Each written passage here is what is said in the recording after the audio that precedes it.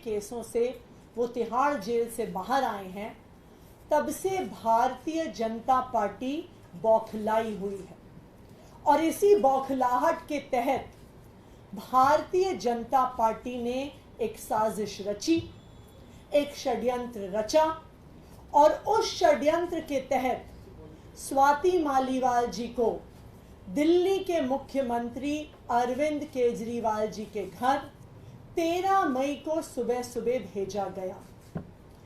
इस षड्यंत्र का इरादा था अरविंद केजरीवाल जी पर झूठे आरोप लगाना। स्वाति मालीवाल जी इस षड्यंत्र का चेहरा थी, स्वाति मालीवाल जी इस षड्यंत्र का मोहरा थी।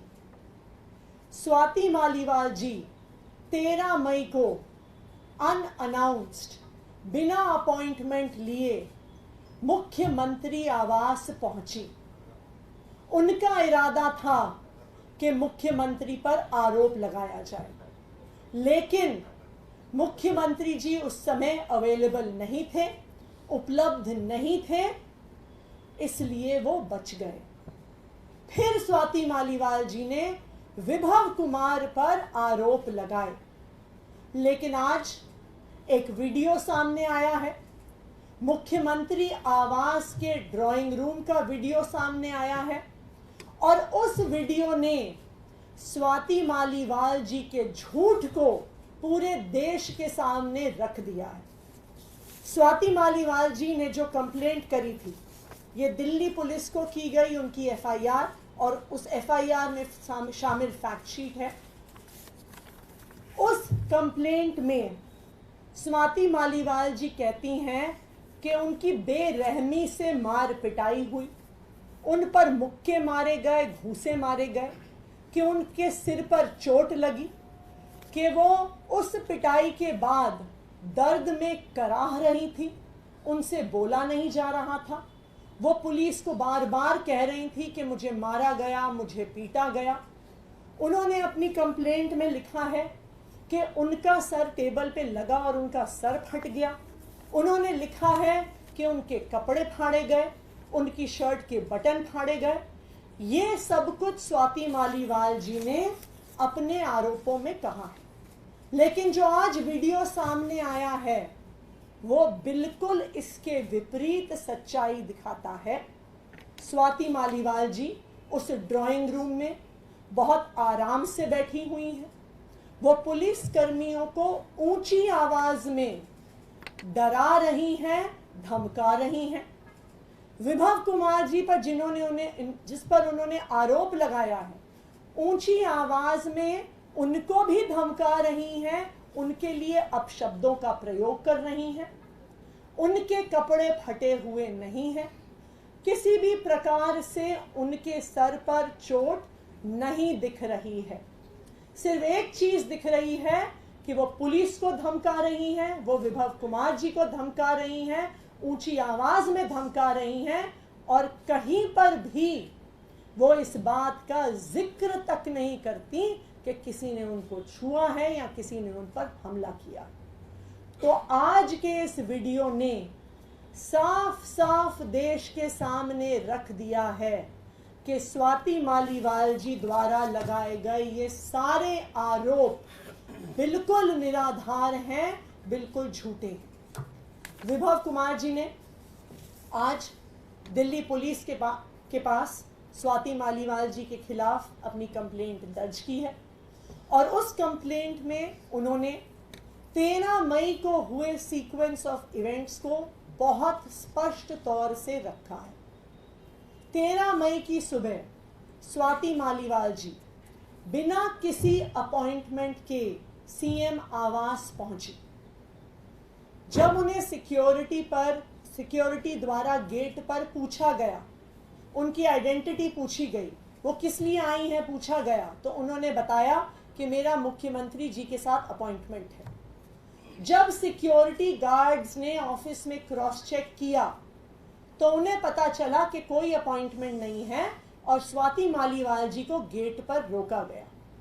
लेकिन वहां पर भी उन्होंने पुलिस वालों को धमकाया, कहा कि मैं राज्यसभा की सांसद हूं, मुझे रोकोगे तो मेरे पास पावर है तुम्हारी नौकरी ले लेने की।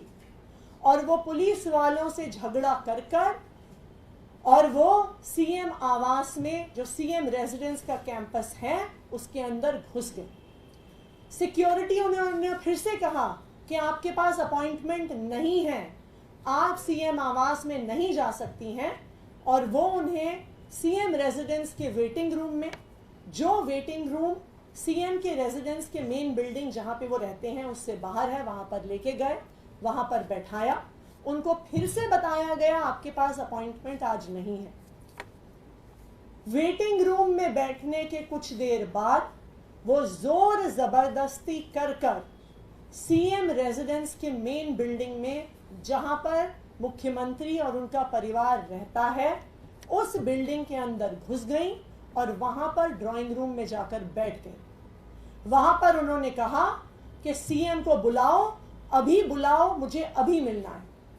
अब आप मुझे बताइए, स्वाति मालीवाल जी राज्यसभा की सांसद हैं, क्या उन्हें पता नहीं है कि मुख्यमंत्री से अपॉइंटमेंट लेने का क्या तरीका होता है?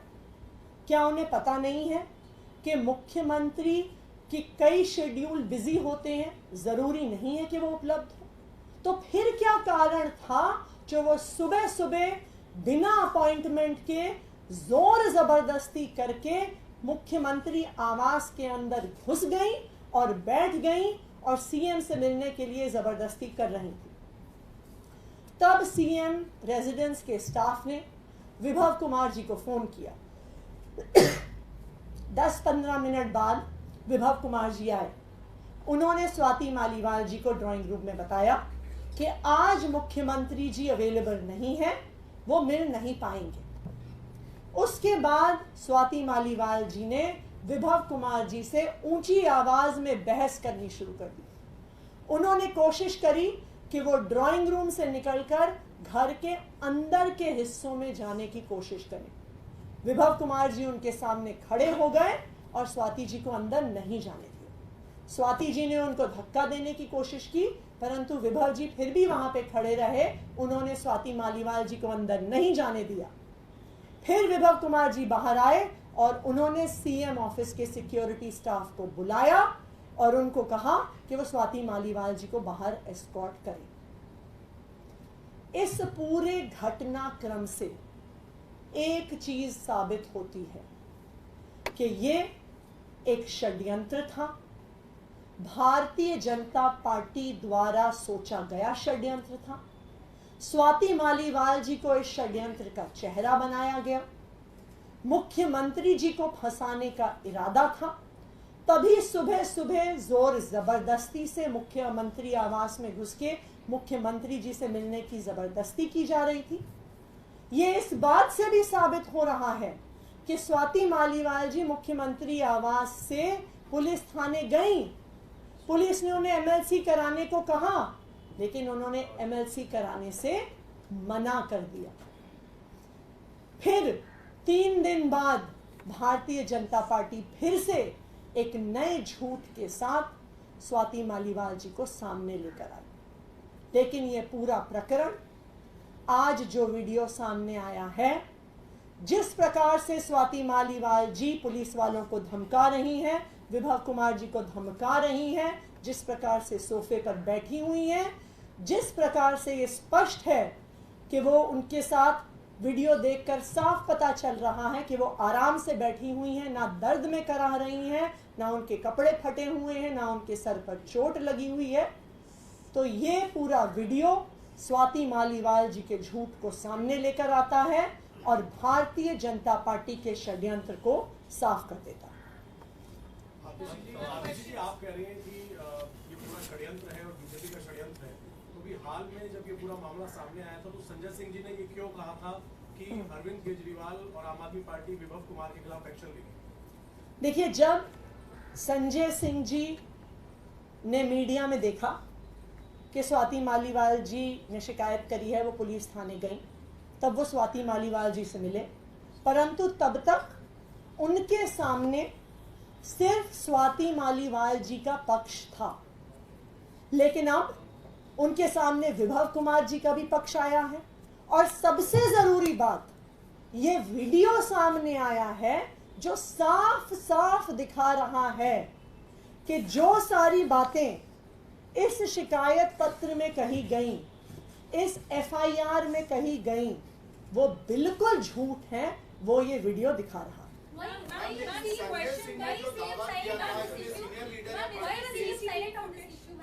सॉरी,